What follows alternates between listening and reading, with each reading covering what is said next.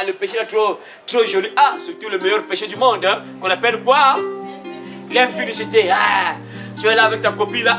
Que j'abandonne ça. Moi, j'ai pas l'argent. On donne même des raisons. J'ai pas l'argent pour épouser une femme. Tu vas donner cette raison là quand tu vas mourir. Meurs. Essaie de mourir. Tu vas voir qu'est-ce que tu fais. Essaie de mourir. Essaie d'arrêter de respirer. Tu vas voir qu'est-ce qui va se passer à l'instant que tu meurs là, parce que Dieu derrière sa parole, il dit les impudiques n'ont pas de place au ciel. Dès que tu arrêtes de respirer, bah, tu descends directement en prison. Le jour de l'Éternel arrive, jour cruel, jour de colère et d'ardente fureur qui réduira la terre en solitude et on exterminera les pécheurs, jour sans pitié. Et lui aussi, le prophète Sophonie dit la même chose, il répète la même chose. Il dit encore, ce jour est un jour de fureur. Parce qu'il ne se passe des choses pas bien là-bas, le frère, c'est compliqué là-bas. Ton enfant, on le prépare à l'enfer. Depuis l'école primaire, on prépare ton enfant à l'enfer, mes frères et sœurs. On l'entraîne pour l'enfer déjà, mes frères. C'est compliqué. Sans oublier la masturbation. On montre les enfants comment se masturber. Des petits enfants de 6 ans. On montre, femmes, hommes, vous tous, petites filles, garçons, on te montre comment se masturber à 6 ans. Donc on prépare les enfants pour l'enfer. Avant de partir en enfer, bien sûr, les pauvres enfants seront possédés. Et dès qu'ils seront possédés, ils seront des pervers sexuels. C'est eux qui vont commencer à violer les gens, tout ça, des choses pas bien après. Ils descendent en enfer. Donc il faut sortir. Et voilà pourquoi on parle de l'enlèvement. Donc lorsque les enfants de Dieu seront enlevés, et c'est là où ces choses-là vont s'apparaître sur la terre. Des choses pas bien, mes frères. Et on a vu ça. Voici, comme j'aime vraiment l'expression du prophète Esaïe, ce qu'il a dit, Esaïe 13, 9, à partir du verset 9, là, il a dit, voici le jour de l'Éternel arrive. Jour cruel, jour de colère et d'ardente fureur qui réduira la terre en solitude et on exterminera les pécheurs. Jour cruel, donc jour sans pitié. Ça, c'est ceux qui blaguent avec Dieu qui vont vivre ça.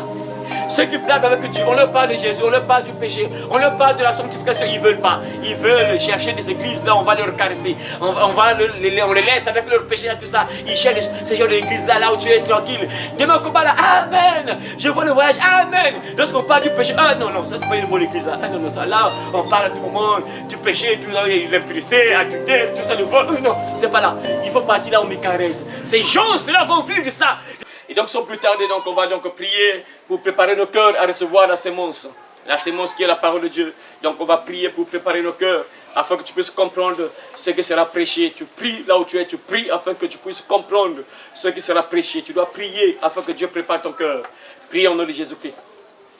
Père éternel, Dieu Tout-Puissant, tu as dit dans ta parole, le ciel et la terre passeront, mais mes paroles ne passeront point, Seigneur notre Dieu. Oh Seigneur, nous voulons entendre encore ta parole, Seigneur Dieu. Nous sommes venus à l'école, il faut de plus, pour apprendre encore, Seigneur Dieu. Écoute encore certaines choses que tu veux nous révéler encore aujourd'hui, Seigneur. Voilà pourquoi nous sommes approchés de toi, Seigneur. Oh, ton Père, dispose le cœur de tout à chacun. Seigneur Dieu, nous savons que le diable ne veut pas qu'on puisse entendre la parole. Le diable ne veut pas qu'on puisse prier, entendre ta parole, Seigneur Dieu. Il n'y a que toi, Père, qui peut agir dans le cœur de tout à chacun, afin que cette parole puisse trouver de la place dans la vie de tout un chacun, Seigneur Dieu, parce que le diable veut voler cette parole. Il ne veut pas que mon frère puisse croire. Il ne veut pas que ma soeur puisse croire et sauver son âme. Non, Seigneur Dieu, nous voulons que tu sois à l'œuvre, afin que ce qui sera prêché, Seigneur Dieu, reste gravé dans le cœur de tout un chacun, en commençant par les enfants jusqu'aux grandes personnes, Seigneur Dieu. Que cette parole soit relâchée avec puissance, Seigneur. Que ce soit toi qui nous parles et non moi. Moi, je suis juste un instrument, Seigneur. Que ce qui sort de ma bouche sort de toi, vient de toi, Père, afin que ça puisse agir, transformer, délivrer, restaurer, ouvrir les yeux de ceux qui sont aveuglés. Seigneur Dieu, réveiller ceux qui sont endormis, Seigneur. Parle-nous, nous sommes prêts à t'écouter, Père. Nous sommes là devant toi, Seigneur Dieu. Nous avons choisi la bonne part qui ne nous sera jamais ôtée. La bonne part, c'est écouter ta parole. La bonne part, c'est rester à tes pieds pour entendre ta parole comme Marie l'a fait. Elle est venue s'asseoir à tes pieds, toi, Jésus, pour entendre ce que tu devais nous dire, pour entendre les choses du royaume, pour entendre les choses de la vie éternelle. Et elle a trouvé mieux d'être devant toi et nous également. Ce soir, nous avons trouvé mieux d'être devant toi, notre Père, pour entendre encore ta parole, pour que tu puisses nous enseigner, nous révéler, Seigneur Dieu, comment cette terre va terminer, Seigneur Dieu, et ce qui nous attend, bien sûr, lorsqu'on va quitter aussi la terre, Seigneur Dieu. Voilà pourquoi, Père, prépare le cœur de tout un chacun, afin que, Seigneur Dieu, cette parole apporte la repentance, que cette parole réveille quelqu'un, que cette parole met sur le rail quelqu'un qui est déraillé, Seigneur Dieu, que cette parole réveille, Seigneur Dieu, ceux qui sont dormis, ouvre les yeux de ceux qui sont aveuglés par le diable, Satan, par ce monde, monde, Seigneur Dieu. Réveille, Père, ceux qui pensent encore uniquement à cette terre, qui ne pensent jamais à leur âme, qui ne pensent jamais à la vie éternelle, qui ne pensent jamais qu'ils vont mourir un jour, qui ne pensent jamais qu'un jour tu vas revenir pour juger ce monde, Père. Réveille quelqu'un, Seigneur Dieu de Dieu. Père, cette vidéo qui sera mise en ligne, Seigneur Dieu, sur YouTube, que cette vidéo continue à agir, continue à sauver les âmes, quel que soit le nombre des années que ça fera sur Internet, que ce soit 10 ans, 20 ans, 30 ans, 50 ans, que cette vidéo continue à sauver les vies, continue à sauver les âmes, continue à transformer les vies, Seigneur de Dieu. Merci ton Père parce que tu as l'œuvre. Ta parole déclare, l'Éternel est dans son saint temple, que toute la terre fasse silence, Père, que tous les démons se taisent, Père, que toute voix étrangère se taise et que toi seul maintenant nous parles, Seigneur Dieu, parce que nous voulons sauver nos âmes, nous voulons entendre ce que toi tu nous dis et sauver nos âmes, Seigneur Dieu. Merci ton Père parce que ta parole est relâchée avec puissance et tu sauves quelqu'un, tu délivres quelqu'un, tu ouvres les yeux de quelqu'un, Seigneur Dieu, tu mets sur le droit chemin quelqu'un qui est perdu. Gloire à ton Père, honneur à toi, aujourd'hui à jamais dans le nom précieux et puissant de notre Seigneur et Sauveur, Jésus-Christ de Nazareth. Nous avons aussi demandé et prié. Amen. Amen. Voilà, merci beaucoup. On va poursuivre notre thème que nous avons commencé hier, plutôt avant-hier, plutôt dimanche. Nous avons commencé un thème merveilleux dimanche qui s'intitule quoi? L'enfant là-bas. Ah, voilà, c'est bon, c'est bien. Le jour du Seigneur arrive. C'est ça le thème que nous avons commencé dimanche. Il faut retenir là.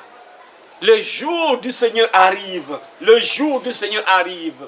J'ai expliqué le jour du Seigneur, ça veut dire quoi? On parle en fait, lorsqu'on voit dans l'Ancien Testament, on parle souvent le jour de l'Éternel arrive. Dans le Nouveau Testament, on parle le jour du Seigneur arrive. Et lorsqu'on parle du jour du Seigneur ou bien le jour de l'Éternel, ça veut dire que c'est le retour, en fait, c'est le retour de Jésus. C'est lui qui va revenir, il va revenir sur la terre. On a parlé de beaucoup de choses, à la première partie, on a vu beaucoup de choses. Hein.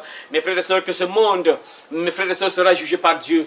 Dieu arrive, ce monde doit se préparer pour recevoir, rencontrer son Dieu. Parce que cette terre sera jugée.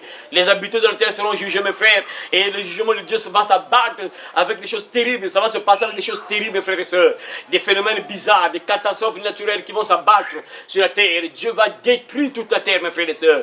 Ça, mes frères, ça, il faut le savoir. Il ne faut jamais oublier ça. On va lire ça vers la fin là-bas. On va voir dans Apocalypse, je crois bien, Dieu voulant, vers la fin. On va voir que cette terre sera détruite. Le ciel et la terre seront détruits complètement. Et Dieu va créer des nouveaux cieux et des nouvelles terres. Mes frères, tout ça sera détruit. Et malheur à ceux qui pensent uniquement à la terre, qui ne pensent qu'à cette terre-là, qui pensent qu'aux richesses de ce monde, les joies de ce monde, les choses de la terre, parce que toutes ces choses-là seront détruites. Mes frères et sœurs, tu as construit une belle maison, cette belle maison sera détruite, mes frères et sœurs. Dieu va tout détruire.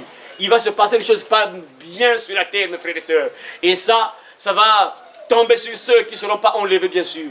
Parce que ceux qui vont vivre ça, ce sont ceux qui vont manquer l'enlèvement. Ceux qui seront sur la terre, qui vont rester. C'est eux qui vont subir ces choses-là. Qui vont subir la colère de Dieu. Dieu va venir en colère et juger les habitants de la terre. Ça sera compliqué. J'ai expliqué à la première partie que ce n'est pas le jugement dernier que toutes les nations sont assemblées devant Dieu. Et un jugement, ça veut dire quoi? Comme Sodome et Gomorrhe, j'ai donné l'exemple de Sodome et Gomorrhe. J'ai donné l'exemple de Noé, par exemple. Dieu a jugé au temps de Noé. Mais les gens du temps de Noé n'ont pas encore été jugés. Un jugement dernier, lorsqu'on parle du jugement dernier. Ça, c'est le grand jugement de toute la terre, de l'humanité tout entière. Et là, tout le monde, riche, pauvre, jeune, riche, pauvre, petit, grand, tout le monde. Et ceux qui sont morts, ils sortent de leur tombe. Ceux qui sont dans la mer, ils sortent de la mer, ils vont passer à la barre. Ça, c'est le grand jugement dernier. On appelle ça le jugement dernier. Donc, ceux qui sont morts là, qui reposent en paix. Il va se retrouver, il va se réveiller. On va encore le voir comme ça, on le juge. On va le rappeler ce qu'il a fait sur la terre. Et après, il sera condamné pour l'éternité. Bien sûr, là, ceux qui sont morts sont Dieu pour l'instant, ils sont encore en prison. Ils sont déjà en prison. Ceux qui sont partis sont Dieu, qui sont morts dans le péché. Dès que tu fermes les yeux, tu vas déjà en prison. Ça, il y a une prison et après un temps, Dieu va te sortir de la prison et on te juge pour te dire pourquoi tu es en prison. Pour te dire que tu restes définitivement en prison, tu ne sortiras plus jamais. Ça, c'est le jugement dernier. Mais ce qu'on parle ici, mes frères et sœurs, c'est comment Dieu va détruire cette terre-là. Comment il va détruire les choses terribles qui vont se passer sur la terre. Il va détruire des personnes qui vont mourir, mes frères et sœurs. Et après cela, mes frères et sœurs, c'est derrière, à la fin, c'est là où Dieu va juger tout le monde. Et même ceux qui seront détruits par ce que nous sommes en train de lire là. Ce que Dieu est en train de déclarer là. Ceux qui vont mourir là. Ceux qui vont manquer l'enlèvement. Lorsqu'ils vont mourir, ils descendent d'abord en prison. Après, le temps viendra où Dieu va les faire sortir de la prison. Ils passent maintenant à la barre. Et on commence à les juger maintenant. C'est ça mes frères et sœurs. Donc aujourd'hui on va encore poursuivre mes frères et sœurs notre thème merveilleux. On va poursuivre aujourd'hui en ouvrant la Bible, en lisant Amos. Nous sommes dans le livre des prophètes. Prophète Amos. Ah, ça c'est compliqué pour retrouver ça. Amos. Amos, c'est en dépassant les Daniel. Quand tu dépasses Daniel, Osée après, et ainsi de suite. Amos, nous sommes dans Amos. Tu dépasses Joël après Amos. Donc tu dépasses Daniel, tu dépasses Osée, tu dépasses Joël après Amos. Nous sommes dans Amos. On va se lever mes frères et sœurs et on va lire la parole de Dieu qui se trouve dans Amos chapitre 5, les versets 18 à 20. Malheur à ceux qui désirent le jour de l'Éternel. Qu'attendez-vous du jour de l'Éternel? Il sera ténèbres et non lumière. Il sera ténèbres et non lumière. Il sera ténèbres et non lumière. Vous serez comme un homme qui fuit devant un lion et que rencontre un ours, qui gagne sa demeure, appuie sa main sur la muraille et que mord un serpent. Le jour de l'Éternel n'est-il pas ténèbres et non lumière? N'est-il pas obscur et sans éclat? Amen. Amen. Voilà, merci beaucoup. On peut s'asseoir, mes frères et sœurs. Merci beaucoup. On peut s'asseoir. Ah, ça c'est bien. Gloire à Dieu. Gloire à Dieu pour ce thème merveilleux. Comme je l'ai dit, mes frères et sœurs, la première partie, que quand tu écoutes ce genre de choses-là, une personne normale se réveille.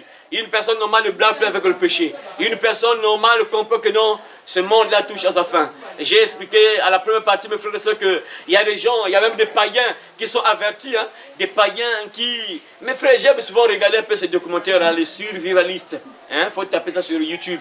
Survivalistes. C'est des choses comme ça qu'il faut regarder. Il ne faut pas regarder seulement des trucs inutiles qui vont t'envoyer encore en enfer. Il faut regarder un peu ces choses qui vont te réveiller, qui vont t'encourager de croire, qui vont te fortifier, qui vont te faire croire, comprendre que oui, ce que Dieu dit dans sa parole, c'est la réalité. Parce que ces gens-là qui sont même des païens, même, ils confirment juste la Bible. Donc eux, ils savent que dans ce monde aura une fin. Ça, on appelle ça la fin du monde. Ce monde, et ce que nous parlons là, mes frères et sœurs, on peut dire que c'est directement la fin du monde. Ce qui va se passer, ce sera la fin du monde. Et à la fin du monde, comment Dieu va détruire la terre, c'est la fin du monde, mes frères.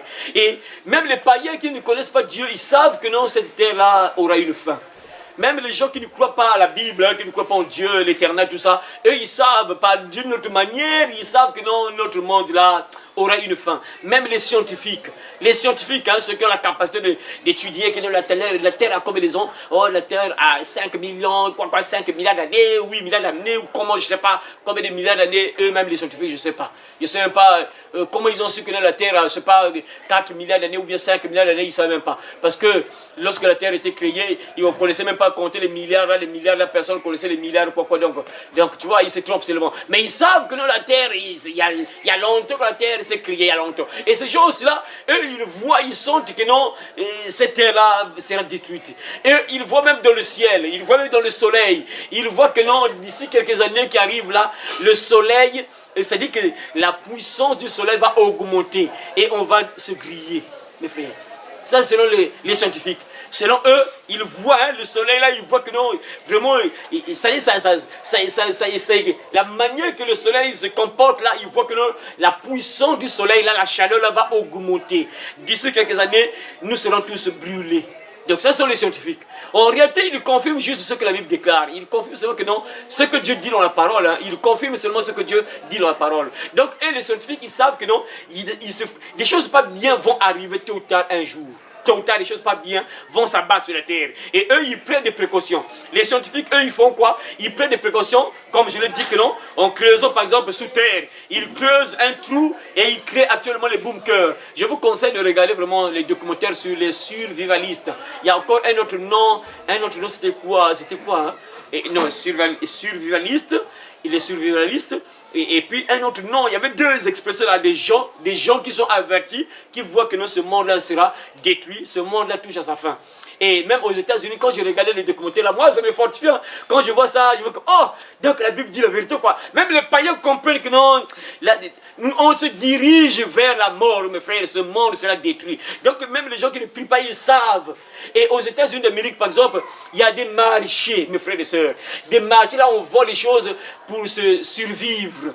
Donc il y a même des gens qui forment les gens comment faire la chasse. Parce que quand des choses pas bien vont arriver sur la terre, la peste, les maladies, tout ça, et les guerres, tout ça, donc il faut rester en forêt. Et si tu ne connais pas chasser, tu meurs de faim. Oh, tu dois manger, voyez. Et il y a des gens qui forment les gens comment faire la chasse. Et nous autres là, nous si ça arrive à notre époque là, moi c'est pas un problème, on connaît déjà faire la chasse, je connais pêcher, on connaît cultiver les choses à manger, ça c'est pas un problème pour moi. Donc eux, ils savent ça, et ils sont en train de former les gens. C'est-à-dire quand j'ai regardé le documentaire là, j'aime vraiment ça, quand je regarde ça, il y a des gens qui, mes frères, ils gagnent beaucoup d'argent, ils sont en train de former les gens comment créer une maison, comment fabriquer une maison dans la forêt. Imagine qu'il y a la guerre là, tout ça, parce qu'eux, ils voient que ce monde-là sera détruit, ça peut se passer par les bombes nucléaires, et le soleil, et les astéroïdes qui tombent là pour après, c'est compliqué, donc il faut fuir dans la forêt. Et quand tu es dans la forêt, et tu vas mourir de faim. Imagine, il y a une maladie terrible, une épidémie qui s'abat sur toute la ville. Tu dois t'isoler. Et si tu restes dans la forêt, tu ne manges pas, tu meurs. Donc, du coup, il faut réfléchir comment faire pour survivre. Voilà pourquoi on appelle leur mouvement le survivalisme. Donc, on te montre comment survivre.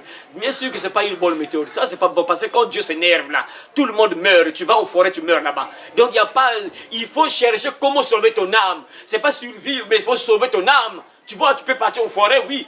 Il y a une épidémie, il y a une guerre, tu pars en forêt, tu commences à te nourrir là-bas. Mais si tu meurs sans Dieu, c'est pire encore parce que tu vas directement en enfer. Tu te plonges dans le feu.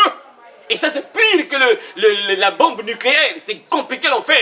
Donc, la meilleure chose, c'est quoi? La meilleure chose qu'il faut faire, c'est quoi? Sauver ton âme. Mais eux, pour eux, et ils se disent que non, bon, il faut vraiment savoir comment. Il y a même les gens qui montrent les gens comment grimper une montagne, tout ça, parce que pour faire la guerre, comment, il y a partout là, tout le monde fouille dans la forêt, comment faire pour grimper une montagne, et comment abattre un arbre par exemple, tout ça avec quelque chose. Il y a parfois les choses, parfois comme un fil là, comment couper une branche. Donc il y a un fil là, comme il y a des deux là, comment couper une branche. Donc si tu n'as pas la machette, comment couper. Donc il y a des gens qui forment les gens, ils savent que dans ce monde là, va vers la fin. Et il y a des choses pas bien qui vont arriver un jour. Et c'est ce que la Bible déclare en fait. Et ils se disent que non, ça va juste arriver comme ça. Mais nous, Dieu nous a prévenus qu'il va s'abattre les choses pas bien sur la terre. Mais eux, à leur manière, ils sont en train de former les gens, même comment faire des jardins, comment planter les jardins, comment faire pousser les arbres, tout ça. Donc ils sont en train de former les gens et ils gagnent beaucoup d'argent. Il y a même un homme, on a fait des documentaires sur les gens qui construisent des bunkers, des millions.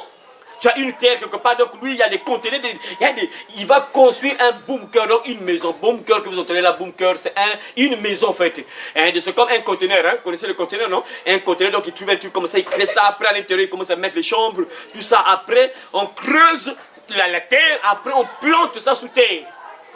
Et après, on laisse juste une entrée là, tu ne peux pas savoir. Et la personne, le propriétaire, cache la clé, donc personne ne doit savoir. Parce que c'est compliqué. Il y a d'autres même, on leur montre comment utiliser la flèche pour tuer les animaux. Tu vas en forêt, c'est compliqué pour manger, donc tu dois tuer un animal pour te nourrir. Et donc il faut chasser. Donc il faut avoir des flèches. Et on montre les gens comment fabriquer une flèche, comment tirer. On est en train d'entraîner les gens, même les femmes, on les entraîne, comment, même les enfants, on leur montre comment couper le cou d'un poulet, donc tu vois, donc les pauvres, parce qu'il y a des blancs qui ils ont peur un peu de couper, mais là, lorsqu'il s'agit, c'est compliqué, donc là, tu dois attraper, que ce soit le canard, tu l'attrapes, tu le manges, tu dois le manger, donc tu dois t'entraîner. J'ai vu même une vidéo là, un père qui a emmené ses enfants, on les a donné le couteau, ils s'entraînent comment couper la gorge du canard. Ah, c'est compliqué. Donc, ils n'ont jamais coupé la gorge du canard, mais tu dois maintenant apprendre tout ça parce qu'il va s'abattre des choses pas bien sur la terre et tu dois survivre. Donc, selon eux, quoi. Mais pour Dieu, on a vu ça à la première partie, que Dieu va rendre les hommes plus rares que l'or d'Orphine. Il va rendre les gens plus rares, donc tout le monde va mourir. Tu vas en forêt, tu meurs là-bas. Ceux qui sont sous les bunkers, ils vont mourir sous les bunkers là. Ils vont mourir à l'intérieur comme des rats. Voyez, donc la meilleure chose qu'il faut faire, c'est croire en Dieu. Sortir de la terre avant que Dieu commence à détruire. Il faut sortir. Comme au temps de Noé, Dieu a fait quoi? Et avant de détruire, il a fait quoi? Il a prévenu. Non, avant de prévenir, oui, il a prévenu, oui. Avant de détruire, qu'est-ce que Dieu a fait au temps de Noé? Il a fait sortir Noé. Noé sont entrés de l'arche. Voilà. Ils sont entrés dans l'arche. Noé et sa famille sont entrés dans l'arche. Après, Dieu a détruit. Donc, il faut être sécurisé. Et nous, notre sécurité, Dieu dit que nous, actuellement, ça sera plus l'eau. C'est maintenant le feu qui va tomber du ciel, comme autant le soleil me Gomorrhe. Donc là, pour sauver ton âme, tu dois partir au ciel, tu dois monter. Parce que le ciel va quitter le ciel, le feu va quitter le ciel. Donc tu dois sortir de la terre, tu dois quitter la terre avant qu'on détruise. Donc il faut sortir. Et voilà pourquoi on parle de l'enlèvement. Donc lorsque les enfants de Dieu seront enlevés, et c'est là où ces choses-là vont s'abattre sur la terre. Des choses pas bien, mes frères. Et on a vu ça. Voici, comme j'aime vraiment l'expression du prophète Ésaïe, ce qu'il a dit, Ésaïe 13, 9, à partir du verset 9, là, il a dit, voici le jour de l'Éternel arrive. Jour cruel, jour de colère et d'ardente fureur qui réduira la terre en solitude et on exterminera les pécheurs. Jour cruel, donc jour sans pitié. Mais ça, c'est pas bon, mes frères et sœurs. Dieu arrive, il est sans pitié. Attends, Dieu qui t'a créé, mais là, il est sans pitié. Mais ça, c'est pas bon, ça. Nous connaissons tous que Dieu est amour, il est miséricordieux. Mais là, lorsque la trompette va sonner, lorsque le temps va arriver de détruire, mes frères, Dieu n'aura plus pitié de quelqu'un. Que tu sois enfant, vieux, vieillard, tu n'as pas cru que tu meurs. Si tu n'as pas cru, voilà pourquoi la Bible déclare, car quiconque invoquera, le nom du Seigneur sera sauvé. C'est ça, il faut croire en Jésus pour sauver ton âme. C'est que ceux qui ne croient pas en Jésus seront détruits. Que tu sois enfant, vieux, vieillard, ils seront tous calcinés, brûlés. Ça sera compliqué, mes frères et sœurs. Et on a vu beaucoup de choses, mes frères, à travers les prophètes. Et aujourd'hui, c'est le prophète Abdias. Ah, plutôt, Abdias après. Amos d'abord, la suite c'est Abdias. Là, c'est Amos. Vous voyez, mes frères, comme je vous ai dit hier, plusieurs prophètes, non, mes frères, regardez, quand plusieurs personnes commencent à parler, disent la même chose, parlent de la même chose, ça, une personne normale doit se réveiller. Ça doit te réveiller pour te dire qu'il y a quelque chose qui ne va pas. Mais comment lui, et ce qui est bien avec Dieu, voilà pourquoi la Bible, vraiment, c'est la vérité. Hein. La Bible a été écrite par 40 auteurs. Les 40 personnes qui ont écrit la Bible, là, hein, et ils n'étaient même pas ensemble. Donc, un, par exemple, je peux donner un exemple. Un est en Chine, l'autre en Afrique, l'autre en Europe. Tout ça, ils dispersés, ils n'étaient même pas ensemble. 40 auteurs. Et bizarrement, regardez là, les prophètes ne sont pas ensemble. Ils n'ont pas vécu au même moment. Ils n'ont pas vécu dans la même époque, rien. Séparément, Ésaïe a parlé. Il a vu le jour du Seigneur, donc le jour de l'Éternel, le retour de Jésus. Lorsque Dieu va détruire ce monde.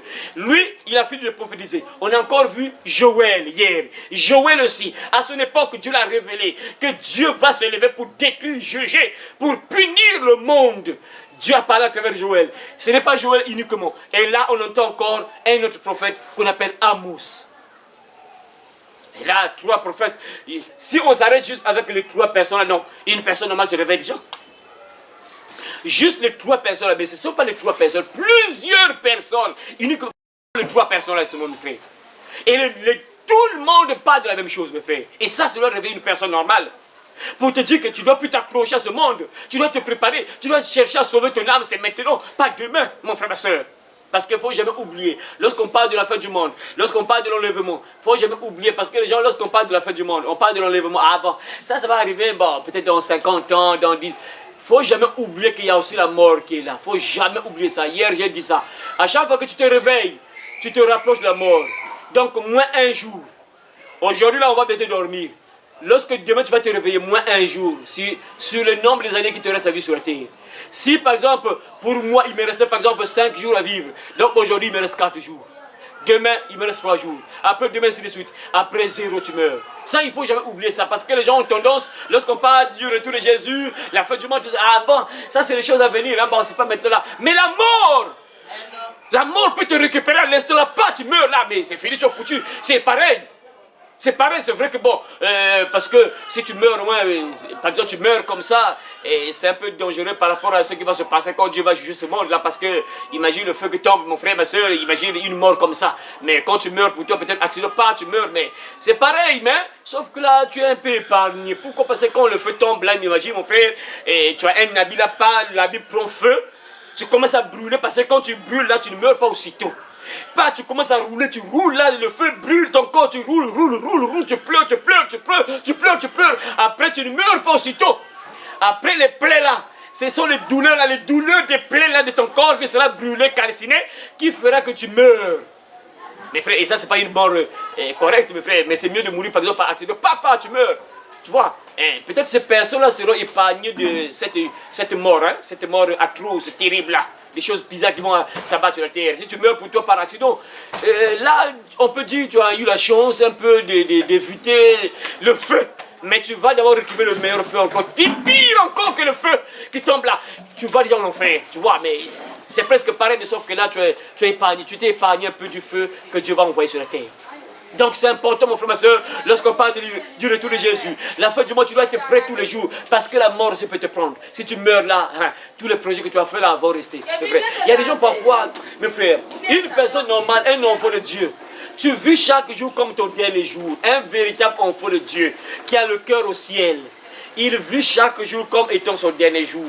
Tu sais toi-même que non, Dieu peut décider que tu meurs demain, ou après-demain, dans 5 ans, dans 10 ans, dans 20 ans, dans un mois, dans 2 mois, dans 3 mois, dans une semaine. Tout dépend de Dieu. C'est Dieu qui décide à quel moment tu quittes la terre. Si lui, il voit que tu quittes la terre à 10 ans, tu meurs à 10 ans. S'il voit que non, tu meurs à 25 ans, tu meurs à 25 ans. Il ne te dit pas que moi, si tu es encore, je suis trop jeune, c'est pas maintenant que je vais mourir, je suis trop jeune, moi j'ai encore 25 ans, non, j'ai encore tout le temps. Qui te dit ça? C'est lui qui t'a créé, t'a dit ça. Vous voyez? Donc, quand tu écoutes ta parole, tu dois savoir dans ta tête que ce soit le retour de Jésus. La fin du mois, tu dois savoir une chose, que la mort peut te prendre. C'est ça, mes frères et sœurs. Et là, le prophète Amos, il est en train de prophétiser pour dire encore, malheur à ceux qui désirent le jour de l'Éternel. Vous voyez? Voilà pourquoi j'ai dit ça hier. J'ai dit ça hier, mes frères et sœurs, que non, personne ne doit souhaiter en rite. Si tu n'es pas prêt, tu blagues avec le péché. Quand tu écoutes parler du retour de Jésus ou la fin du monde, tu dois avoir peur. Une personne normale tremble. Une personne normale tremble. Quand tu écoutes parler de Jésus, c'est le retour de Jésus ou la fin du monde, tu dois trembler. Parce que Dieu dit ici quoi? Malheur, il dit malheur à ceux qui désirent le jour de l'Éternel. J'ai dit ça hier, que si tu n'es pas prêt, tu blagues avec le péché, tu n'es pas encore prêt. Tu blagues avec le péché. Lorsqu'on parle par exemple de ça, une personne normale va trembler. Et mes frères, je comprends ça. J'ai vu ça, mes frères et sœurs, une fois, je me rappelle bien, j'avais fait un enseignement sur le jugement dernier. Et j'ai vu que beaucoup de gens ont vu ça. Je bénis le Seigneur. Dieu est trop bon. Dieu est trop bon, quoi. Dieu est trop bon.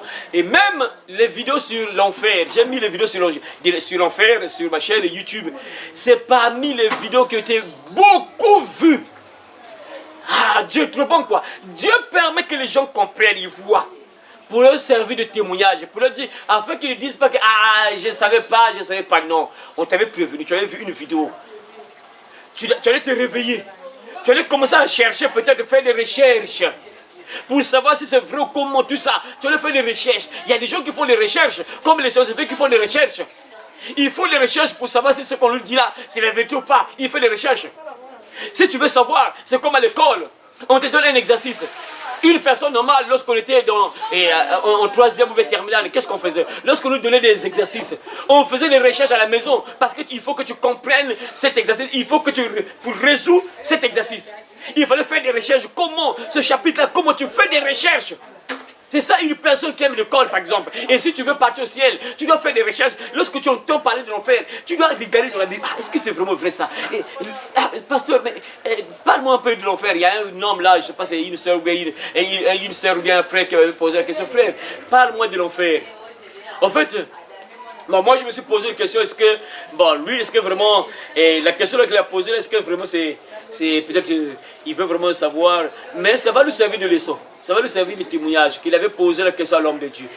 Parce qu'une personne normale déjà, tu ne peux pas dire que non, uniquement l'enseignement sur l'enfer, attends, tu ne peux pas dire que non, comme personne, logiquement, comment éviter la maison d'arrêt? Parlez-moi un peu, dites-moi un peu comment éviter la prison, comment éviter la maison d'arrêt. Est-ce que ça a un sens vraiment? Tu vois, imagine une personne te pose cette question-là. Comment éviter la maison d'arrêt? Comment éviter la prison?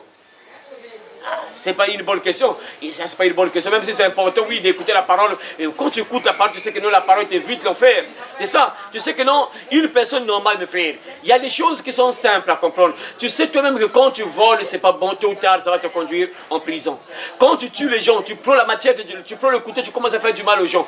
Tu sais tôt ou tard que non, ça va te conduire en prison tôt ou tard. Tu commences à faire du mal. Par exemple, tu prends la femme de Trouy, tu couches avec un homme marié. Tu massacres les filles de Trouy qui sont mariées, même les femmes qui sont mariées. Tu couches avec elles. Tu sais que tôt ou tard, ça va toujours mal terminer. Tôt ou tard. Parce que le diable ne protège jamais ses disciples.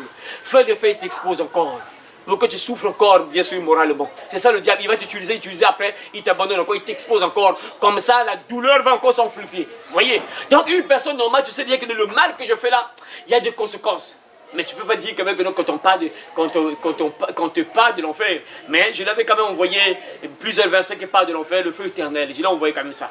J'espère qu'il va se réveiller. Je l'ai envoyé plusieurs versets qui parlent de ça, mes frères et sœurs. Voyez, donc là, le prophète Amos est en train de parler pour dire malheur à ceux qui désirent le jour de l'éternel. Voilà pourquoi, frères et sœurs, tu dois être prêt tous les jours, parce que ce ne sera pas bien. Imagine un prophète qui dit ça, que malheur, attends, malheur à ceux qui désirent, qui veulent que Dieu puisse revenir. Par exemple, pour nous, Jésus, actuellement pour notre époque là, malheur à ceux qui disent, ah, est-ce que Jésus va revenir? Ah, bon, que Jésus revienne. Fais faire attention, à moins que tu sois prêt. Si tu n'es pas prêt, il ne faut jamais désirer ça. Parce que le prophète Amos nous dit ici quoi? Ça ne sera pas un jour merveilleux. Le retour de Jésus, bien sûr, lorsque l'enlèvement va se passer, c'est un jour merveilleux pour les enfants de Dieu. Mais ce sera un jour terrible pour ceux qui n'ont pas cru en Dieu. Ceux qui n'ont pas cru en Jésus, ceux qui n'étaient pas prêts, qui blaguent avec le péché, ça sera compliqué pour eux. Parce que le prophète Amos dit que ce sera un jour de ténèbres et non lumière. Attends, personne ne peut vivre dans les ténèbres. Personne ne peut vivre dans le noir. On voit ça, le frère, lorsqu'il y a coupure d'électricité. Tout le monde s'est paniqué là. Panique, panique, panique. Parce que tu ne peux pas vivre dans le noir. Ce n'est pas possible, frère. Personne ne peut vivre dans le noir. Même les arbres ne peuvent pas donner s'il n'y a pas la lumière. C'est bizarre, hein? La lumière est toujours importante, mes frères. La lumière, c'est la vie, mes frères. Les scientifiques démontrent que s'il n'y a pas la lumière du jour, il n'y a aucun arbre qui peut pousser. Impossible. Il faut qu'il y ait la lumière afin qu'il se passe la photosynthèse. Si je ne me trompe pas, si je me rappelle encore des choses qu'on a eu à faire au lycée là, c'était ça. La photosynthèse. Il faut qu'il y ait la lumière. Sans lumière, même les arbres, tout ce que vous voyez là dans la forêt, ça ne va pas donner. Donc la lumière est importante, mes frères et sœurs. Et Dieu nous dit que le jour là, lorsque Dieu va passer à l'action, ça ne sera pas un jour merveilleux. Ça sera un jour terrible pour ceux qui blaguent avec le péché, pour ceux qui blaguent avec Dieu. Ça sera un jour terrible pour eux, mes frères et sœurs. Voilà pourquoi, quand tu écoutes ce genre de message, mon frère, tu dois te réveiller. Tu blagues avec le péché, arrange ta vie. Abandonne le mal que tu fais, mon frère, ma soeur, parce que demain ne t'appartient pas. On ne sait jamais, mes frères et sœurs, quel jour tout va basculer, mes frères. Dieu dit que ce sera un jour de ténèbres et non de lumière. Vous serez comme un homme qui fuit devant un lion et qui rencontre un ours, mes frères. Regardez un peu l'image qu'on donne. Ça, c'est ceux qui blaguent avec Dieu qui vont vivre ça.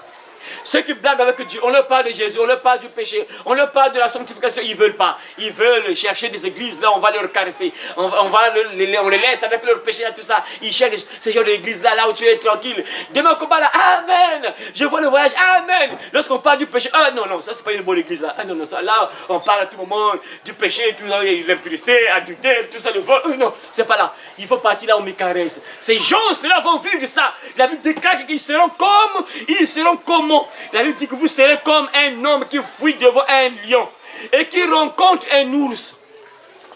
Tu fuis un lion, tu es en train de fuir pour sauver ta vie. Mais c'est pire encore, tu rencontres un ours. Et l'ours, quand tu rencontres un ours, il te tue. Hein. Vous connaissez tous l'ours, non? Vous connaissez l'ours, c'est un animal balèze. Il se dresse même comme ça. Et oui, il marche à quatre pattes, mais il a la capacité de se dresser comme ça. Balèze! Il a des griffes, moins de pattes, coup de pattes, tu meurs. Juste coup de patte, tu meurs. Donc Dieu dit que vous serez, donc ces gens-là qui ne veulent pas sauver leur âme, qui blaguent avec le péché, ils seront comme ça. Ils sont en train de fuir un lion, ils rencontrent encore un ours. Donc tu as nulle part où aller. Tu as nulle part où aller. On t'avait prévenu, on t'avait dit d'arranger ta vie, on t'avait dit de croire en Jésus, on t'avait dit d'abandonner le péché, mais tu ne voulais pas écouter. Et là, il faut bien subir la colère de Dieu. Ça, c'est pour exprimer, mes frères et sœurs, que les gens vont fuir. Ça sera un jour de détresse. Dieu a dit ça, Jésus a dit ça dans Matthieu 24. La détresse sera aussi grande qu'il n'y a jamais eu ce genre de détresse-là. Ce qui va s'abattre sur la terre, mes frères. Des choses pas bien vont s'abattre sur la terre, mes frères et sœurs. Les gens vont chercher la mort, ils ne vont pas trouver la mort. Ça sera compliqué, mes frères. Tu veux te suicider, mais ça ne marche pas, mon frère. Parce qu'il faut subir la colère de Dieu. Vous serez comme un lion qui fuit, comme un homme qui fuit devant un lion, mais qui rencontre un ours, qui gagne sa demeure, appuie sur la main, la muraille, et que mord un serpent. Et tu gagnes ta demeure, tu fuis dans ta maison, tu rentres dans la maison, il y a un serpent, Dieu a envoyé un serpent là. Quand tu te reposes, tu vas te reposer là, pas le serpent ne te piquer pas. C'est terrible. Donc tu n'as pas où t'échapper, tu ne peux pas t'échapper. C'est pour dire que non, il n'y a pas moyen de s'échapper à ces malheurs-là. Il n'y a pas moyen de s'échapper à ces catastrophes que Dieu va relâcher sur la terre. Personne ne va se cacher. Même ceux qui préparent leur abri dans les bunkers, qui creusent, qui fabriquent des maisons sous terre, ils seront récupérés par Dieu. Dieu va les récupérer là-bas. Ça sera compliqué. Parfois, ce jour-là, quand ça tombe là, mes frères, regardez, moi je me rappelle hein, lorsque la guerre de 97, je crois bien, est arrivée, oui, 97, oui. Mes frères, lorsqu'on a entendu le coup d'une roquette, mes frères, on commençait à courir n'importe où, on ne savait même pas pourquoi on courait, mes frères. Panique! On courait, mes frères. Ça dit ce genre d'étonnement, mes frères, la manière que ça résonne, mais ça fait tellement peur, mes frères. On était là paniqués, j'étais à Dolisie. On commençait à courir, on ne savait même pas pourquoi on courait, mes frères. C'est ça, mes frères, ce jour-là, lorsque Dieu va relâcher ces choses-là, même les gens qui ont fabriqué les bunkers là, parfois ce jour-là, tu oublies même la clé. Parce qu'il y a laissé fermer. Il faut ouvrir parce que les gens peuvent prendre ta maison là. Donc il faut fermer ça. Le jour-là, parfois tu oublies la clé. Tu sais bien, tu as vu la clé. Mais Dieu, mais on blâme pas avec Dieu. Ce jour-là, tu oublies la clé. Tu sais même plus là, tu as oublié la clé. Et tu restes là dehors. Tu peux plus te cacher. C'est ça. Et les gens là pensent que non, Dieu le voit pourquoi. Mais Dieu le voit. Donc tu fabriques un abri sous terre. Toi, au lieu de préparer, au lieu de chercher qu'on te prépare une maison au ciel, toi, tu veux qu'on te prépare une maison sous terre. Ok, tu vas rester sous terre. Jésus a dit que votre cœur ne se trouve point. Croyez en Dieu, croyez en moi. Il y a plusieurs demeures dans la maison de mon Père. Si cela n'était pas, je vous l'aurais dit, je vais vous préparer une place. Lorsque je me serai allé et que je vous aurai préparé une place, je reviendrai, je vous prendrai avec moi, afin que là où je suis, vous y soyez aussi. Ça, c'est la meilleure sécurité. Mais les gens veulent créer, fabriquer ils fabriquent déjà même des maisons sous terre. Dans des grottes, tout ça, ils se disent qu'ils seront en sécurité. Non, mes frères, on ne blague pas, mes frères. Dieu peut faire un tremblement de terre, à l'intérieur, tu meurs là. Mes frères, et tu meurs par asphyxie parce que lorsqu'il crée les bunkers là, il y a aussi un système d'aération. Hein? Tu peux respirer quoi.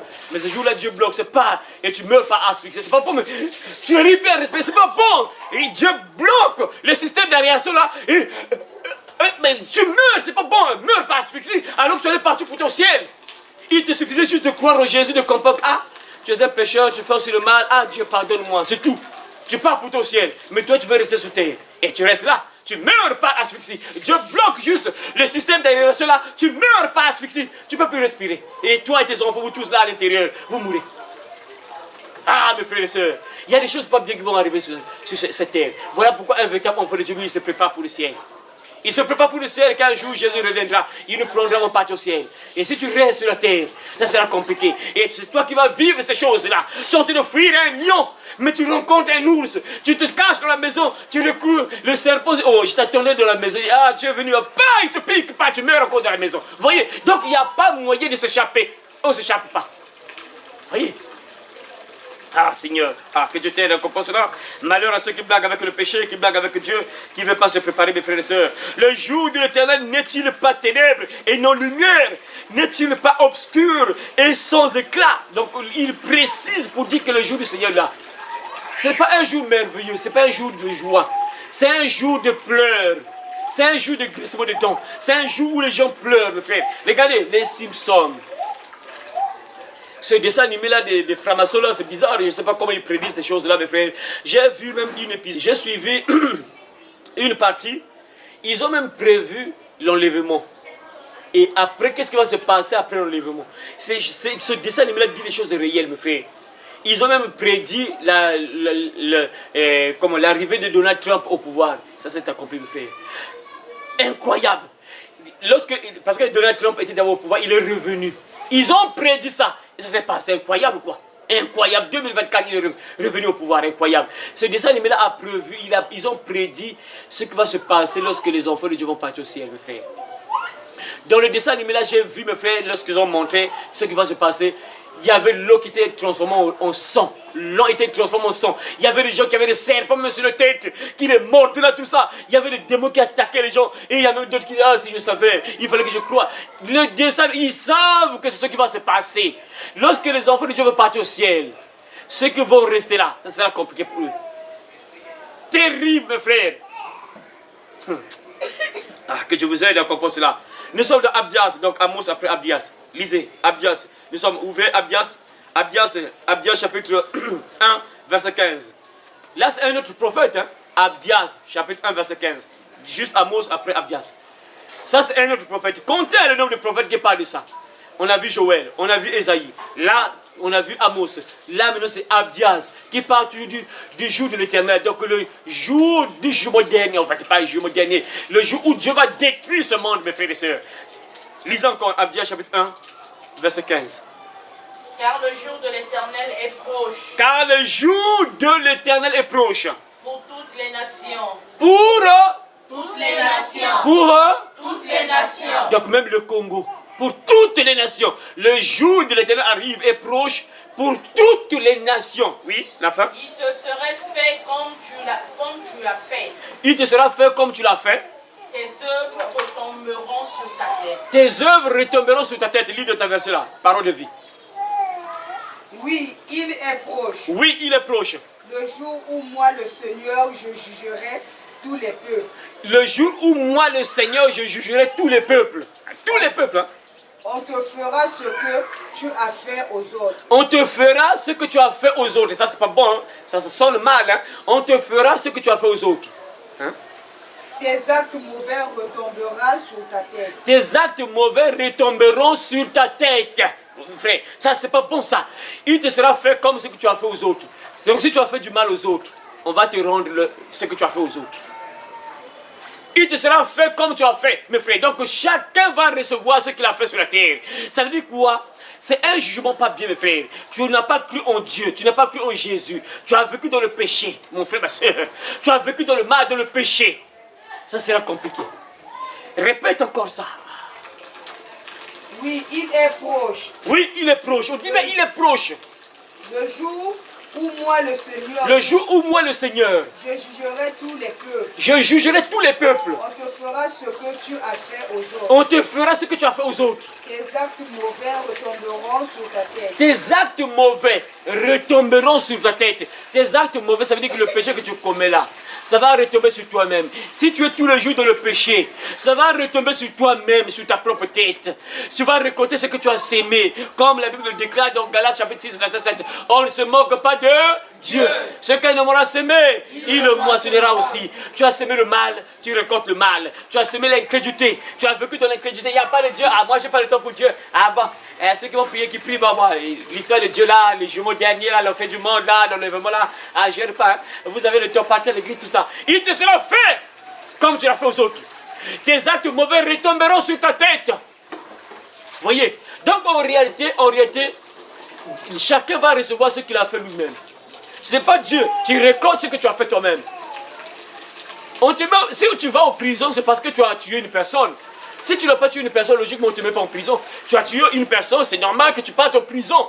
Tu as fait le mal et tu mérites le mal que tu as sémé là. Tu as fait le mal et le péché que tu as commis doit te rattraper. Et le péché là te conduit en prison. Et ceux qui vivent dans le péché, dans le mal, qui ne veulent pas se sanctifier, qui ne veulent pas arranger leur vie, on leur parle à tout moment. Répondez-vous, répondez-vous.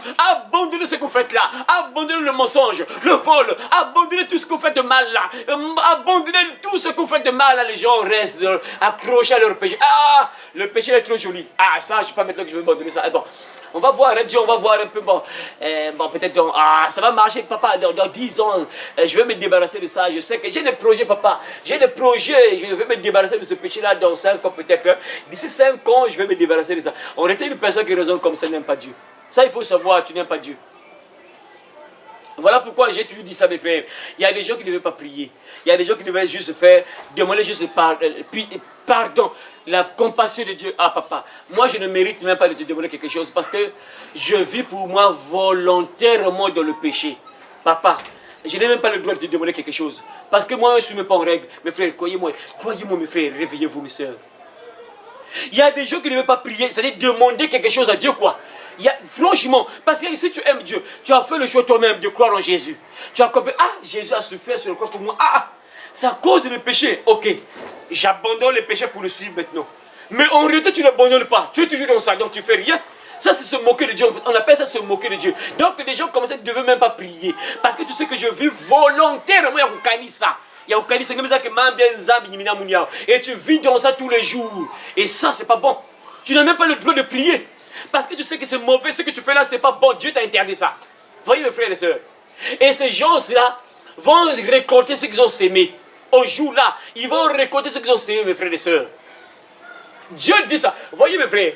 Donc pour dire que, comme j'ai toujours l'habitude de le dire, en réalité, aucun enfant, bon, pas enfant de Dieu, aucun, comment je peux dire, chrétien aussi, aucune personne, voilà, aucune personne qui va au temple, par exemple, là vous venez pour écouter la parole, logiquement toute personne qui va au temple, qui va à une réunion de prière, tu entends la parole, logiquement tu ne peux pas te retrouver dans le feu. Tu ne peux jamais logiquement te retrouver en prison. Parce qu'on t'avertit, tu vois déjà ce que papa prépare. Ah, donc papa va juger le monde, ok. Mais il va juger qui? Ceux qui vivent dans le péché. Leur péché va retomber sur eux-mêmes. Eh non, moi je ne veux pas ça. Tu abandonnes. Tu changes pour toi. Tu entends déjà ce que papa t'a dit. Il t'a déjà prévenu. Il t'a dit que non, mon enfant, ne t'accroche pas à cette terre-là. Je vais détruire la terre-là. Je vais tout détruire. Tu te rappelles ce qui s'est passé autour de Noé, non? Hein, papa, je me rappelle. J'ai épargné combien de personnes? 8 personnes. Les personnes que j'ai épargnées là, ils étaient comment? Ah oui, bon, c'est des gens qui croyaient en toi et ils fuient le péché. Ah, tu te rappelles, non? Hein? Ok. Sodome et Gomorrhe, j'ai laissé combien de personnes? 3 personnes. Les 3 personnes que j'ai laissées là, ils étaient comment? Ouais, c'est des gens qui croyaient en toi, qui fuient le péché, qui étaient justes. Ok. Tu sais déjà donc la solution, qu'est-ce qu'il faut faire? Toi aussi, imite, fais la même chose, sinon que tu vas brûler. Dieu va te détruire, Dieu n'aura pas pitié. On a entendu ça avec Esaïe. Ça sera un jour sans pitié. Sans pitié. Il n'y a pas pitié. Ah, cet enfant-là, il est trop... Ah, c'est un enfant. Dieu brûle. Parce que papa, tu as la responsabilité de tes enfants. Tu dois enseigner tes enfants. On dirait des enfants qui sont encore innocents. Hein? Parce que quand l'enfant est innocent, bon, et ces enfants-là seront peut-être enlevés. Bon, ça c'est un peu compliqué. Mais quand un enfant qui ne connaît pas encore le mal, par exemple un bébé, je ne suis pas sûr, hein, bon, le bébé est sauvé, hein, parce que le bébé ne connaît pas le mal, tout ça, le bébé est sauvé.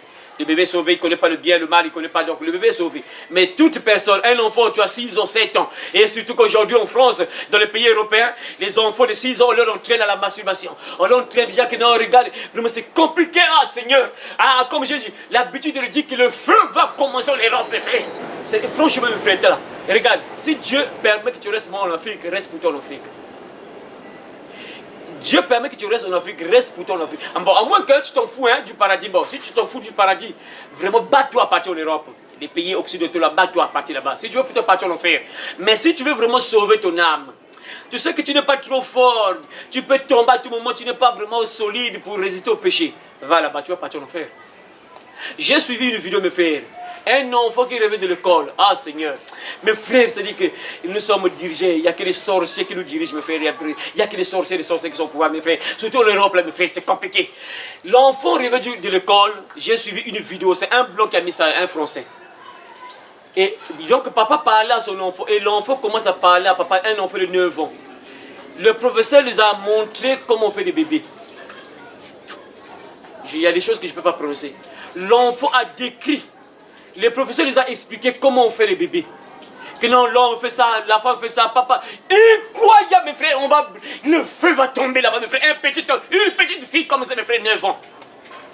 On leur dit des choses bizarres, pas bien, pas correctes, mes frères, incroyable, mes frères. Et ils disent, il n'y a pas caché les mots. Ils prononcent ce qu'il faut prononcer, on prononce. Que non, ça, après, le bébé vient au monde. Vraiment, quoi il dit? C'est-à-dire que ceux qui sont en Europe, là, vraiment, la plupart vont brûler, mes frères. Nous sommes bien en Afrique, mes frères. Ah, vraiment, voilà pourquoi les gens qui disent que non, c'est comme si le jardin d'Éden, c'était vraiment en Afrique, mes frères. Franchement, mes frères, en Europe, mes frères, l'Occident, l'Europe, la plupart des gens, moi je crois, mes frères, fermement, la plupart des gens qui sont au ciel, mes frères, je le crois, mes frères, que au moins, la plupart, par exemple, je donne un exemple. Si Dieu prend, par exemple, 50 personnes qui vont partir au ciel, mes frères, la majorité va sortir de l'Afrique, mes frères. Peu de gens seront pris à l'Europe. Peu de gens, donc, par exemple, sur les 50, l'Afrique aura, par exemple, 30 et 20 là. Les 20 là, ça y aura l'Europe, l'Occident, quoi. Parce qu'il se passe des choses pas bien là-bas, mes frères, c'est compliqué là-bas. Ton enfant, on le prépare à l'enfer. Depuis l'école primaire, on prépare ton enfant à l'enfer, mes frères. On l'entraîne pour l'enfer déjà, mes frères. C'est compliqué. Sans oublier la masturbation. On montre les enfants comment se masturber. Des petits enfants de 6 ans. On montre, femmes, hommes, vous tous, petites filles, garçons, on te montre comment se masturber à 6 ans. Donc on prépare les enfants pour l'enfer. Avant de partir à l'enfer, bien sûr, les pauvres enfants seront possédés. Et dès qu'ils seront possédés, ils seront des pervers sexuels. C'est eux qui vont commencer à violer les gens, tout ça, des choses pas bien. Après, ils descendent en enfer. Ah Seigneur, c'est compliqué vraiment.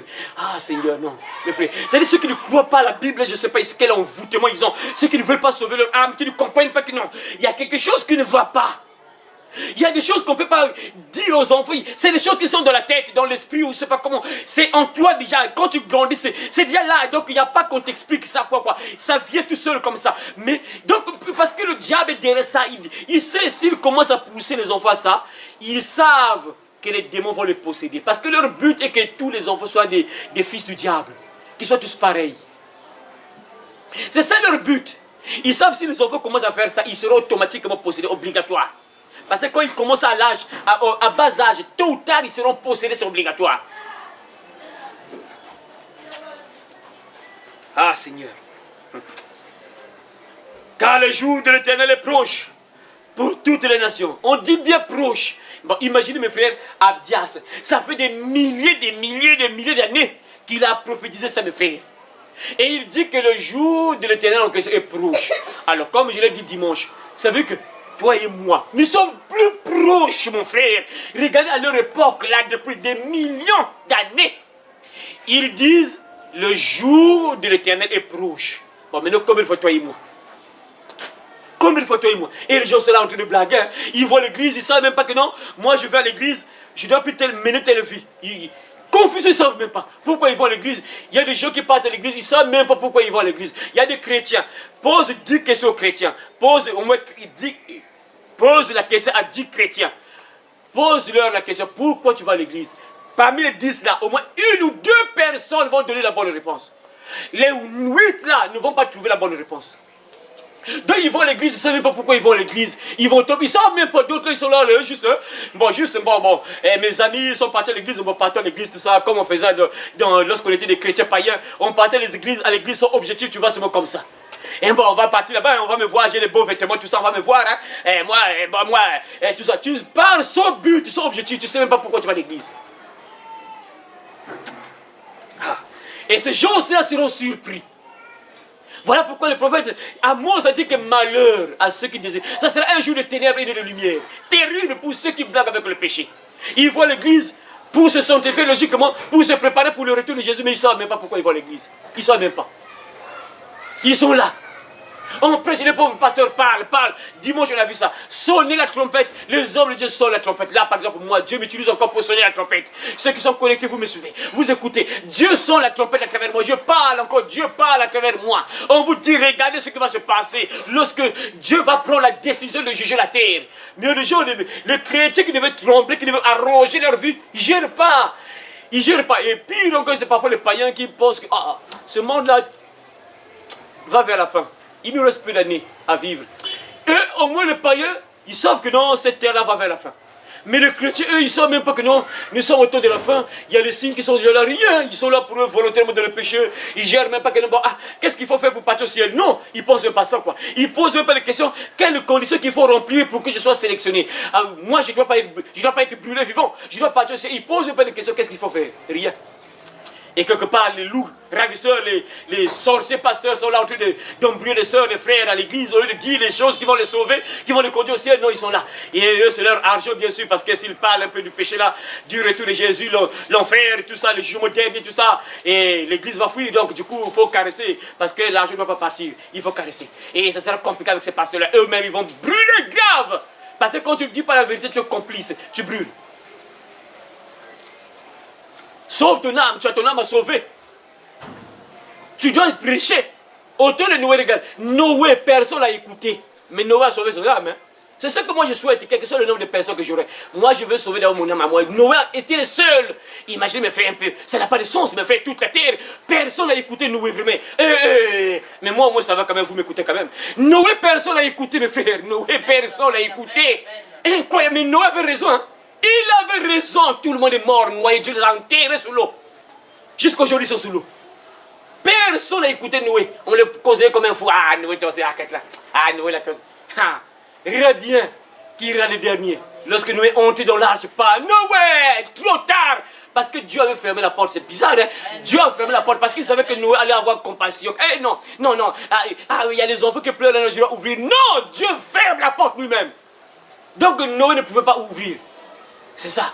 Et là, les hommes de Dieu sont en train de sonner la trompette. Réveillez-vous, arrangez votre vie. Croyez en Jésus, sauvez vos âmes, abandonnez le mal, le péché, ils blaguent. C'est le moment de prier, ils n'ont pas le temps pour prier.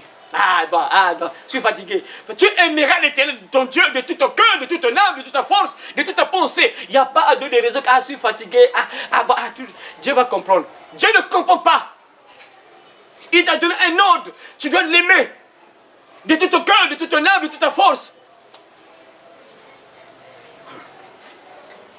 Car le jour de l'Éternel est proche pour toutes les nations. On dit bien toutes les nations. Hein. Toutes les nations. Tout le monde. Tes œuvres retomberont sur ta tête. Alors mon frère, pose-toi un peu de questions. Quelles sont les œuvres que tu commets? On dit bien tes œuvres retomberont sur ta tête. C'est-à-dire ce que tu sèmes là. Voilà pourquoi c'est pas bon de s'aimer le mal. Ce que nous aura sémé l'émotionnel. Ne sème pas le mal parce que ce que tu sèmes là, tout ce que tu sèmes, ça va retomber sur toi-même. Le salaire du péché, c'est la mort. Alors, si tu sèmes le péché chaque jour, c'est fini. C'est fini. Tu sèmes chaque jour le péché. Au lieu de fuir le péché, mais toi, tu sèmes chaque jour. Chaque jour, tu te réveilles, tu sèmes un péché. Demain, tu te réveilles, tu sèmes encore un péché. Maintenant, imagine tous ces péchés-là lorsque ça va croître. Mais c'est fini pour toi. Voyez, mes frères. Que Dieu t'aide récompense là, mon frère. J'espère que là, à travers ce message, tu te réveilles, mon frère, ma soeur. Tu ne vas plus blaguer avec la vie, mon frère, ma soeur. On va finir avec Sophonie. On avance encore, avancez toujours. Amos et Abdias, avance encore. Sophonie, chapitre 1, verset 14-18. On va terminer par Sophonie. Comptez le nombre de prophètes qui parlent toujours de la fin du monde, en fait, on peut dire. Là, c'est la fin du monde en réalité, c'est la fin du monde. Regardez un peu le nombre de personnes. Bien sûr, parce que lorsque les enfants de Dieu vont partir, c'est fini, hein? C'est la catastrophe, des choses pas bien vont tomber sur terre. On va voir ça avec Apocalypse. On va terminer sur l'Apocalypse, mes frères. Lisez le premier verset, verset 14, lisez. Le grand jour de l'Éternel est proche. Lui aussi, regardez mes frères, ouvrez les oreilles sous, écoutez. Lui aussi, il répète, le grand jour de l'Éternel est proche. On vient de lire tout à l'heure là avec Abdias. C'est proche aussi. Lui aussi, il a dit, il est proche. Lui aussi, Sophonie. Ça, c'est deux prophètes différents. Ils parlent toujours proche. Le grand jour de l'Éternel est proche. Vas-y, la suite. Il est proche. Il est proche. Il arrive en toute hâte. Il arrive en toute hâte. Rapidement. Le jour de l'Éternel fait entendre sa voix. Le jour de l'Éternel fait entendre sa voix. Et le héros pousse des cris amers. Et le héros pousse des cris amers. Vous voyez? Donc ça veut dire que ça ne sera pas bien. Le jour de l'Éternel arrive, est proche. Il dit quoi? C'est proche. C'est proche. Le grand jour de l'Éternel est proche. Il est proche. Il arrive en toute hâte. Il arrive rapidement. Il y a des gens qui sont distraits, hein. Ils sont là en train de blaguer avec la vie. Et lorsque nous parlons là, il y a des gens qui sont déjà autour des bières. Il y a déjà au moins 5 bouteilles sur la table, là, tout ça. C'est compliqué. Au lieu de penser à leur âme, ils ne savent pas que parfois demain, ils vont mourir. Ah, c'est malheureux, hein. C'est bizarre, quoi. Ils sont en train de prendre parfois l'alcool, là. Ils sont autour de 5 bouteilles, peut-être 5 bouteilles, 10 bouteilles, tout ça. Il y a d'autres qui sont dans les hôtels, qui sont en train de forniquer avec les garçons, les filles, tout ça. Ils ne savent pas que demain, ils vont mourir. C'est compliqué, mes frères, c'est compliqué. Au lieu de penser, mais si je meurs demain, là. Ils ne pensent pas ça. Hein. Si je meurs demain, si je meurs dans une semaine, si je meurs dans un mois, ils ne pensent même pas ça. Incroyable. Mes frères, regardez, c'est Dieu. Dieu le fait, mais beaucoup de gens ne croient pas. Beaucoup de gens ne comprennent pas toujours. Mes frères, si vous voyez les témoignages des gens qui étaient en enfer, Dieu a permis de partir en enfer. Ils sont partis en enfer, mes frères. Ils voient des choses terribles là-bas, mes frères. Les gens qui sont en train de regretter. Regardez, mes frères et sœurs. Soyez dans la joie, vous êtes vivants. Soyez contents. Vous avez le temps d'arranger votre vie. Estimez-vous heureux. Vous ne connaissez pas le nombre de personnes qui sont en train de pleurer en enfer. Si j'avais le temps, pourquoi écouter le pasteur parler? Et pourtant on m'avait averti sur ça. Et pourtant on m'avait parlé trop tard. On t'a parlé trop tard. Toi, estime-toi heureux, tu es encore en vie. Tu peux encore sauver ton âme. Tu peux encore arrêter avec ce péché-là. Tu peux prendre une décision que... Ah bon, et Dieu a prévu que dans sa parole, que si je meurs avec ce péché-là, je vais en prison directement. Tu peux encore sauver ton âme. Tu peux encore arrêter avec ça. Mais bien sûr, il y a des gens, le péché est tellement fort que, par exemple, l'alcool, ceux qui sont, et comme les gens disent que non, Anoua à foi, et il y a un cri bizarre là, ou Anoua foi, tu vois, ils sont tellement accrochés à ce péché là qu'ils ne comprennent pas que dès qu'ils arrêtent de respirer, on t'envoie en prison directement, tu brûles en enfer. Mais ils ne comprennent pas. Ils ne comprennent pas. On leur parle, les hommes de Dieu parlent. Mais comme le péché est tellement joli, mignon, non, ça, ils vont commencer à se justifier. Oh, mais le premier miracle de Jésus, c'était quoi? Le premier miracle de Jésus, il avait transformé l'eau en vin. Hein, c'est ça. Meurs, tu vas voir ce qui va t'arriver. Essaie de mourir. Il y a des gens qui sont en train de regretter en enfer, si je savais. On m'avait prévenu, on m'avait parlé. Mais trop tard, bien sûr, trop tard. Toi, tu es bien, on te prévient, on te dit ce qui va se passer lorsque Jésus-Christ va revenir. Qu'est-ce qui va se passer? Comment Dieu va juger ce monde? Comment Dieu va détruire cette terre? Mais les gens blaguent, hein? Ils sont là, ils n'ont pas le temps d'arranger leur vie. Ah, le péché est trop joli. Ah, surtout le meilleur péché du monde, hein? Qu'on appelle quoi? L'impudicité. Ah, tu es là avec ta copine là, que j'abandonne ça. Moi, j'ai pas l'argent. On donne même des raisons. J'ai pas l'argent pour épouser une femme. Tu vas donner cette raison-là quand tu vas mourir. Meurs, essaie de mourir. Tu vas voir qu'est-ce que Dieu fait. Essaie de mourir. Essaie d'arrêter de respirer. Tu vas voir qu'est-ce qui va se passer à l'instant que tu meurs là, parce que Dieu derrière sa parole, il dit les impudiques n'ont pas de place au ciel. Dès que tu arrêtes de respirer, tu descends directement en prison. Et là, tu vas me donner quelle raison? Et papa, mais j'avais au moins 500 000, j'allais épouser une femme, mais pourquoi tu as vécu dans l'impudicité? J'avais déjà 500 000 d'économie. Tu es mort en tant qu'impudique, tu descends en enfer. Tu vas en prison. Les gens blaguent, hein? Les hommes, le Dieu sort la trompette, les gens sont là, ils ne gèrent pas le péché là. Mais ce que moi je trouve vraiment, ce qui me déçoit beaucoup, ce sont les chrétiens. Ceux qui ne devaient pas vivre ça, ceux qui ne devaient pas faire ça, c'est eux qui font ça. On voit même des païens qui se marient. Des païens, un païen qui ne connaît pas l'histoire de la Bible, mais lui, il comprend que là, je dois honorer ma femme, je dois respecter le mariage comme Dieu a dit, que le mariage soit respecté de tous, que les époux soient fidèles à l'autre, car Dieu jugera les impudiques et les adultères. Les païens même parfois respectent ça, mais les chrétiens qui connaissent le châtiment, la conséquence, c'est quoi? L'enfer, mais ils ne gèrent pas. Ah, bon, papa va comprendre. Essaie de mourir. Que Dieu te récompense là, mon frère, ma soeur. Le jour de l'Éternel fait entendre sa voix et le héros pousse des cris amers. Des héros poussent des cris amers, mes frères et sœurs. Il va arriver des choses pas bien sur la terre, mes frères et sœurs. Des choses pas bien vont s'abattre sur la terre, mes frères et sœurs. Voilà pourquoi tu dois arranger ta vie. Tu dois arranger ta vie. Tu dois sortir de la terre.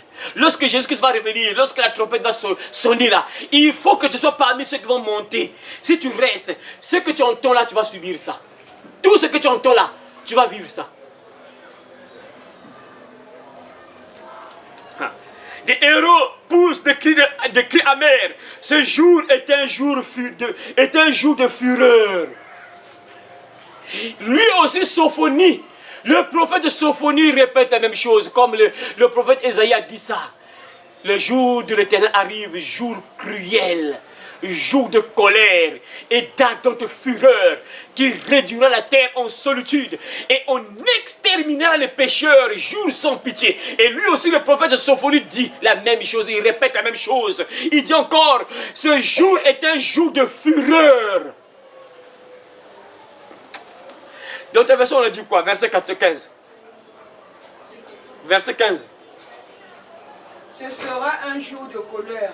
Ce sera un jour de colère, on dit encore ça. Malheur et de De peur. malheur. Un jour de colère, de malheur. Et de peur. Et de peur. Un jour de destruction et de mort. Un jour de destruction et de mort, me fait. Ça ne sera pas bien. Ceux qui vont rester, dès que la trompette va sonner, ceux qui ne vont pas monter à l'enlèvement, ça sera compliqué pour eux. Un jour terrible, frère. Compliqué. Est-ce que vous entendez ce qu'on dit là? Donc c'est pas un bon jour, voilà pourquoi c'est le prophète Abdias qui a dit ça, non, oui, Abdias, oui, Abdias, je crois bien, que malheur à ceux qui désirent le jour de l'Éternel. C'est Abdias qui a dit ça, malheur à ceux qui désirent ce jour-là. C'est pas un jour à souhaiter. Si tu n'es pas prêt, il ne faut même pas souhaiter. Dès que tu entends parler de retour de Jésus ou bien la fin du monde, pleure, tremble, parce que c'est dangereux, c'est un jour pas bien. Vous entendez ce qu'on dit là? Un jour de destruction, un jour de mort, un jour pas bien. On parle que des mauvaises choses. Répète encore le verset en question. Ce sera un jour de colère. Un jour de colère. De malheur et de peur. De malheur et de peur. Un jour de destruction et de mort. Un jour de destruction et de mort. Il n'y a que des mauvaises choses. De nuit et d'obscurité. De nuit et d'obscurité, merci. Des choses pas bien vont s'abattre sur la terre, mes frères. Et Dieu s'énerve contre ces créatures. Et Dieu ne va pas attaquer les animaux. Bien sûr, les animaux seront inclus, mais il va attaquer les humains. Il va se venger sur les humains. Ceux qui n'ont pas voulu changer. Ceux qui n'ont pas voulu se repentir. Ceux qui savaient que ça, c'est pas bon, mais ils n'ont pas voulu arrêter. Ceux qui savaient que ça, c'est pas bien, mais ils n'ont pas voulu. Dieu va ça sera compliqué. On dit bien, vous entendez ce qu'on dit là. Des mauvaises choses, uniquement des mauvaises choses, pas de bonnes choses. Tu fuis un lion, tu rencontres un ours. Tu te trouves dans la maison, le serpent là, il te mord. Donc tu ne peux pas t'échapper. Il n'y a pas moyen de s'échapper. Ça, c'est pas bon ça. Et Dieu te dit que la meilleure des choses à faire, c'est quoi? Il faut que tu écrives ton nom dans le livre de la vie, afin que lorsque Jésus va revenir, lorsque la trompette va sonner, que tu montes, tu quittes la terre avant qu'on brûle. Il faut être sélectionné avant qu'on brûle, avant qu'on détruise. Lorsque Jésus va venir, il faut que tu sortes de la terre, sinon c'est compliqué. Des choses pas bien. Ah, Seigneur. Un jour où retentiront la trompette et des cris de guerre contre les villes fortes et tours élevées. Les sonneries, mes frères. Ah, Seigneur, que Dieu nous aide. Ah, Seigneur. Ça fait parfois mal, hein. Quand je voyais les tsunamis au Japon, mes frères, ils ont des sirènes qui retentissent, mes frères. La sirène retentit, mes frères. Ça sonne toute la ville. Tout le monde en alerte, tout le monde fuit, mes frères. Quand j'ai vu comment les gens sont morts, mes frères, les tsunamis du Japon, là, mes frères, la sirène sonnait, tout le monde fouillait, des voitures noyées, des maisons noyées, des gens sont morts, mes frères. Et dans plusieurs villes, les gars, ça se passe comme ça. Quand il y a un malheur, il y a la sirène qui sonne, ça retentit, donc toute la ville est alertée, tout le monde est alerté, tout le monde fuit. Et c'est la même chose que Dieu dit, hein. La trompette va sonner, alerte, masse mal. Vous voyez même dans le film, hein. Alerte, on a poussé un bouton dans l'entreprise là, ça clignote au rouge là, alerte, danger. Et c'est ce qui va se passer, mes frères. Des alertes partout. Toutes les nations, des alertes sur alerte. Toutes les nations alertent sur alerte. Et il n'y aura pas moyen de s'échapper. Hein. Parce que lorsqu'il y a des alertes, il y a des gens qui peuvent s'échapper. Ils prennent une voiture, tu fouilles pour toi, tu peux t'échapper. Si tu as la grâce, tu t'échappes. Mais là, lorsqu'on va lancer des alertes dans tous les pays, toutes les nations, personne ne va s'échapper. Personne ne va s'échapper.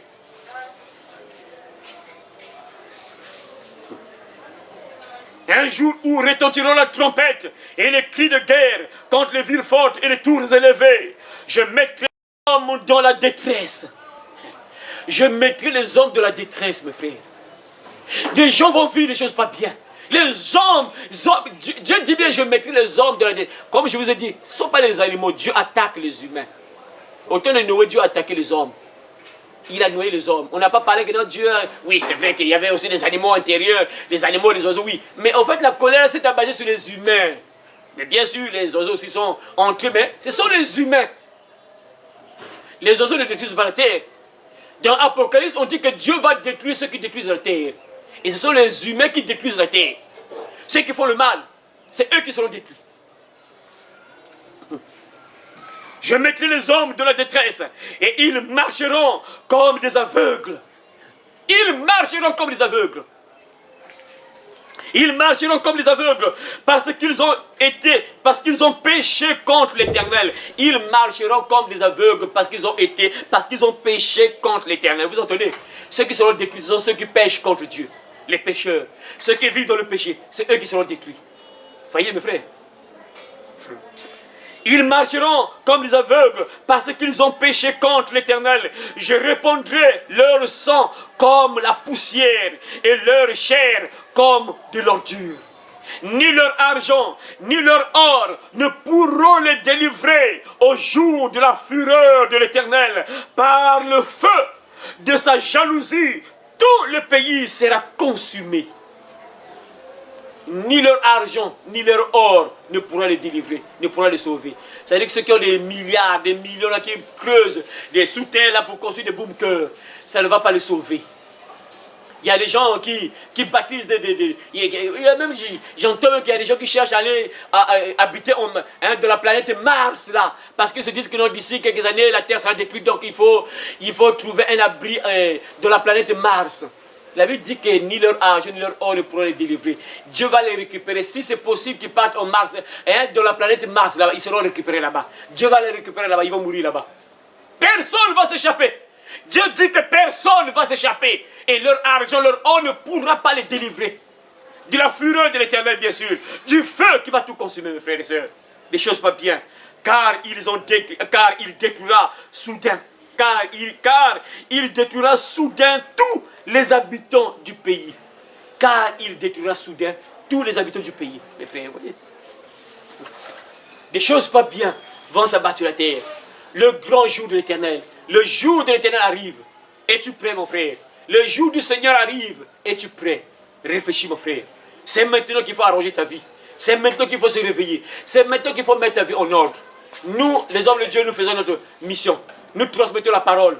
Nous transmettons la parole. On fait notre mission, mes frères et sœurs. Et ceux qui sont prêts vont sauver leur âme. Ceux qui ne seront pas prêts seront détruits. Réfléchis, mon frère, ma sœur. Est-ce que tu es prêt? Si ce jour arrivait demain, si ce jour arrivait dans une semaine, dans un mois, est-ce que tu seras enlevé? Premièrement, d'abord là, il faut voir que la meilleure solution, il faut que tu sois enlevé. Il faut que tu sois sélectionné. Si tu montes, ça c'est bien, tu vas échapper à ces choses-là. Mais si tu ne montes pas, tu ne pourras jamais t'échapper. Les choses pas bien vont arriver, vont s'abattre sur la terre. Que Dieu t'aide à compenser là, mon frère, ma soeur. Qu'à travers ce message, tu te réveilles et que tu te sauves ton âme. Tu arranges ta vie. La meilleure des solutions, c'est quoi? Croire en Jésus. Vivre dans la sanctification. Croire en Jésus afin que tu sois sauvé. Que Dieu bénisse sa parole et qu'il te bénisse au nom de Jésus. Amen. Amen. Tiens bon, mon frère, tiens bon. L'ennemi fait rage, tiens bon. Tiens bon, ma soeur, tiens bon. Ne chancelle pas, tiens bon. Tiens bon, mon frère, tiens bon. Pour le salut des âmes, tiens bon. L'ennemi tremble, c'est le temps à rebours. L'ennemi tremble, tiens bon. Il veut dans sa chute entraîner le monde. Oui, tout dans sa chute, tiens bon. On lutte à genoux, oui, dans la prière. On lutte à genoux, tiens bon. Et l'Esprit de Dieu te gardera partout où fait rage l'ennemi. Et l'Esprit de Dieu te gardera.